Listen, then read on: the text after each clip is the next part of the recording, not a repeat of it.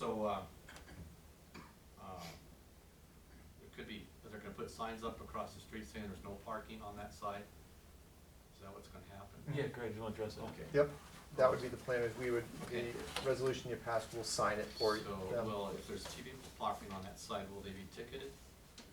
Yes, initially, the way we prefer to work is if you're having an issue over there, is call it in.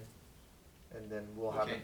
we'll have an officer come out. If it's posted no parking, then we'll try to make contact usually. We can usually track where they're at. Yeah. And then if we're continuing to have an issue because people are just blatantly doing it over and over, Sure. then we'll be into ticket, and then we'll move on to towing and things like that, correct, chief?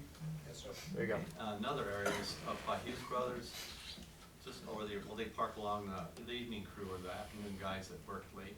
They park off the street by the park there, and there's some guys parking on both sides of the street, so I know it's wider. But if you come up to the stop sign off of Hughes Brothers, coming on to 14th Street, end of, on Moffett Park almost.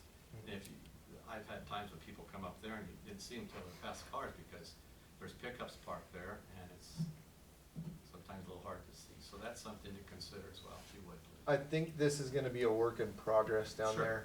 Yeah. And so we're gonna start with this one, see if it alleviates some congestion, and talk to Doug and the Hughes Brothers and the neighbors over there, including yourself. Sounds great, thank you, So- appreciate it. Thank you. Oh, yeah, Andrew, no. I'd also like to speak to, on what one? on the same matter, I'd also like to speak. Oh, sure, go ahead.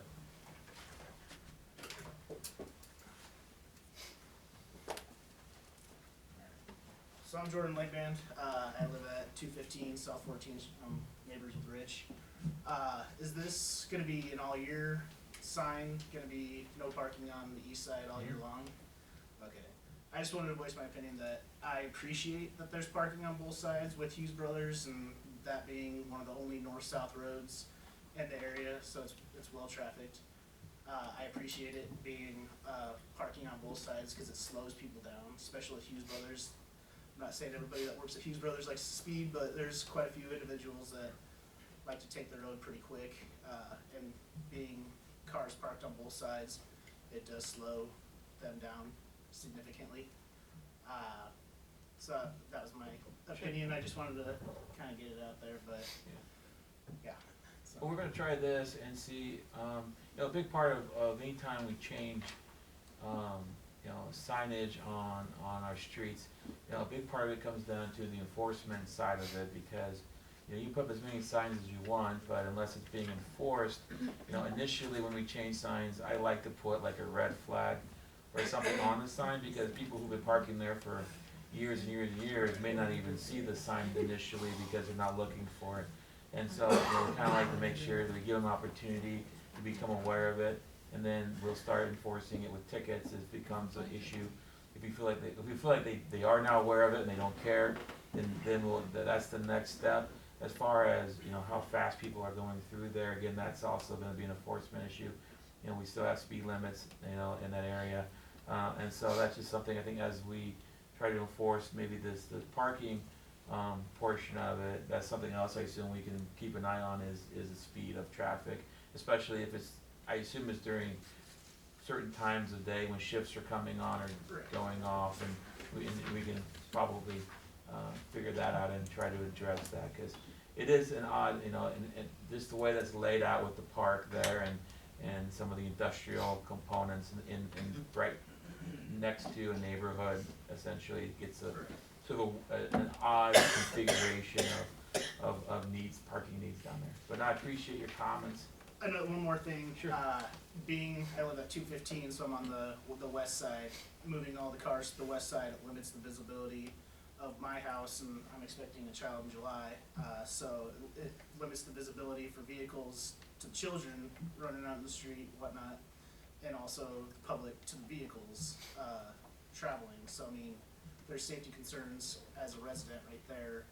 You know, whether it be if they're still traveling at a high rate of speed, because now you just open the road a little bit more, so we're a little bit more susceptible to speeding, rather than if there's two vehicles parked next to each other, their initial reaction is to slow down and try to squeak through there, Sure. lack of better terms, but, so yeah, that's another concern of mine, so. Appreciate your comments, thank you. Thank you. Another item that was brought up both by the previous resident and the PD today was we'll also be talking to Region 5 about the configuration of their property to see if they can do more on-street property or parking. And then the other element is the county extension office, we're trying to use that more as a meeting space and things like that now. They're hosting a lot of larger meetings where they're leaking out into 14th Street because they don't have enough overflow parking. Well, they own the property adjacent to them to the east. And so we looked at, is that a potential to maybe have a rock gravel parking lot as an overflow to continue to keep parking off of 14th. So we'll also work with the citizens over there. We probably got a little jumpy on our move through that resolution. And we did ask those neighbors, is there anybody else from 14th Street you want to speak to? Yep. Come on down.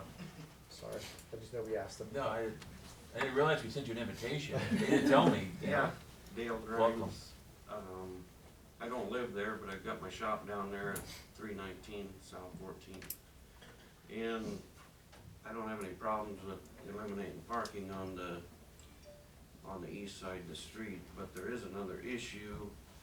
When all the vehicles get on the west side of the street, they get clear down to towards Highway 34, and the trucks come, there's quite a bit of truck traffic on that street with Hughes Brothers, and I get lumber coming in too on a truck, and the trucks can't get around the corner when I think you need to eliminate the parking on the west side of the street to the south end. Up on that corner. Up on that corner, because them trucks, they take to get around the corner, they take the whole street, and they even go on the grass sometimes to get around the corner.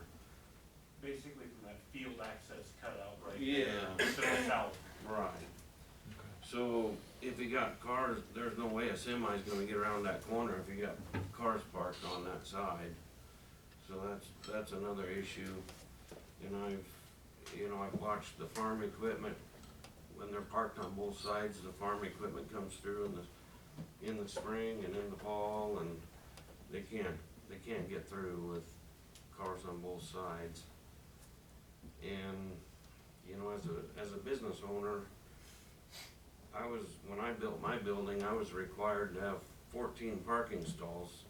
They didn't want me parking people on the street. And we've got a single family home that they turned into a business, and they don't have adequate parking. So, I don't know what can be done about that, but. I think we're gonna continue to monitor that area as we try to make these incremental improvements. It's always difficult, cause we don't wanna come in like too aggressively and change things unnecessarily, so, we try to kinda come in incrementally and see if by changing this aspect, does that improve things, does it improve things enough? You make a great point about trucks trying to get around that corner, is that, is this gonna make that issue even worse, so do we need to, how do we address Yeah. that? If you have, I assume you're talking about Region 5 is the business, that was the Yeah. home. It's like talking to them about what can be done to maybe have some off-street parking to alleviate some of that, so it's gonna be a work in progress. I appreciate all the comments on this, cause, it is, like I said, the whole area is sort of this odd combination of industrial, commercial, or residential, and you have vehicles of various sizes trying to get through there, and in some cases various speeds. And so I think we'll continue to monitor that as we go forward, and we can always revisit this if it becomes, especially if it becomes worse in some areas, but we definitely, because the goal is just to make it safer for everyone, but also, make sure that it addresses the needs of that part of town, so. Yeah, 'cause it is, where I've got off-street parking, then you get them all parked up on the street, then it's difficult to back out, out of the parking lot. People have trouble backing out 'cause they can't see with all the cars parked along there, so. Just promise me you won't start painting the curb red until we get a chance to look at it. I was just gonna go buy some red spray paint. I think that was an episode of Dennis the Menace, that I recall. Didn't work out well for Dennis, so. All I right. appreciate it, Dale, thank you. Okay, thanks. Did anyone else, did we miss anyone else on this? Thank you. we good? The last thing I'll mention is Yeah. that if you look at the, and maybe Becky can confirm this, the last countywide GIS photo they took from the county, we magically took it on the day of the summer swim meet. Nice. So every possible car in that area that you can fit in a legal or illegal parking spot is on that map right now. So if you pull up the GIS and look at the overhead view, there's a car in every square foot at 14th Street from Highway 34 all the way into the Ag Pavilion and everywhere in between.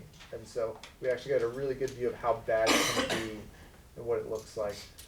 So we'll need to continue to work with the 14th Street residents and business owners and stuff because it's not gonna be perfect. And as Dale noted, the other issues during harvest and planting, we got ag equipment going up and down. And with the situation with our some of our county roads off to the west, it's even more in use. So, gotta find a solution. Alright, any other questions or comments? Otherwise, I take a motion to accept the report. Move to accept his report. Second. Motion and a second, could you register your votes? Please display the votes. Are there any future requests for council agenda items or administrative action? Can you have the light bulb changed at 117 Ash Street? That might be the most specific request we've ever. Like on the street Like, lamp? yeah, like it's. As in it's burnt out or it's Yeah, it has been burned. weird looking? A couple of months It's out. burned out, yeah. Okay. And there's just a truck that parks there that does, like, you can't identify it very well, so. just Okay. don't let me give her- thank you. 117 Ashball Street light out. 117 Ash, please, yes. Any other light bulbs that we're aware of? I think there is one on 15, or 34 too, What? but I can't remember. There's one on 34 too that was burnt out. When you identify, email me. I will. I'll forward it Sounds on to the great. right. You just gotta be aware. Yes. Thank Hey, you. no one's Thank half the you. battle, thank you. Any other future requests? If not, then, Jonathan, welcome. Upcoming events. Thank you, Mayor. A couple of things. We have our annual awards banquet upcoming here on Monday. If you haven't signed up, we'll get you a seat, but I need to know like ASAP, because we want Tom to have enough time to make his wonderful food for us. So, awesome opportunity to celebrate the business community all across the county. February 27th and 28th, we're hosting a professional facilitation training with Nebraska Community Foundation. So we'll be having friends from around the state come in. Obviously, you as elected officials and a number of your department heads really have to help facilitate a lot of maybe some tough conversations. It's a great opportunity to have a training that's right in our backyard. We're actually going to be at the Seward Civic Center for that, and so I would encourage you to participate or talk with department heads or other constituents that would have interest in joining us. And last quick note, you're getting an awesome teammate in Suzanne. We're going to miss her dearly. But I'm super glad that she's going to be helping the city, and especially Greg, because you'd see a grown man cry if he left. So I'm really glad that. Is it me that would cry? Oh. No, I would cry. Thank you. I'm crying, you're crying. So, with that, we have a strategy session. Strategy session with city attorney to provide negotiation guidance concerning real estate interests at the commercial rail campus development area. Kelly, do you want to add anything? Would someone like to make a motion? I move that city council go into closed session with the mayor, city administrator, SCCDP CEO Jonathan Jang, and the city attorney for the protection of the public interest and to discuss the commercial rail campus development area, real estate interests, and to provide the city attorney with negotiating guidance for a period not to exceed 30 minutes. We have a motion, is there a second? Second. Motion and a second, you guys shoot your votes. Please play the votes. The council has voted to go into closed session for the protection of the public interest and to discuss the commercial rail campus development area real estate interests and to provide the city attorney with negotiating guidance. We are in closed session. So, we ask you if you could make your way to the exit.